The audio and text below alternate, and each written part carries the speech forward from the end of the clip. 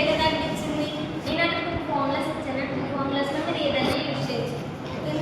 కొన్ని ఇలా ఇంటర్వెల్స్ ఇచ్చినప్పుడు ఈ ఫార్ములా ఎక్కువ బాగా మనం సొల్యూషన్ తీసుకురావడానికి బాగా ఉంటుంది అనమాట.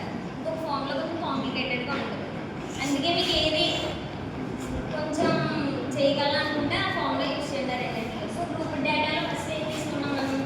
ఎక్స్ తీసుకున్నాం. ఇంటర్వెల్స్ నుంచి మనం ఇప్పుడు ఏ క్వశ్చన్లో ఇంటర్వెల్స్ ఇచ్చినా బిగ్ వాల్యూస్ తీసుకోవాలి ఫస్ట్. సో అదే చేశారు. ఓకేనా? బిగ్ వాల్యూస్ తీసుకోవడానికి ఇక్కడ ఫార్ములా ఉంటుంది. అంటే ఎలా అంటే జస్ట్ ఇక్కడ 100 ప్లస్ 200/2 అంటే ఎంత వస్తుంది ఆన్సర్? 300/2.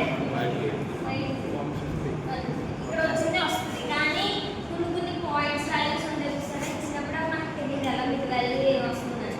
అలాంటి టైంలో ఇలాంటి ఈ ఫార్ములా యూజ్ చేసుకోవచ్చు అనమాట. Lower limit upper limit add చేసి బయటకు చేస్తాం.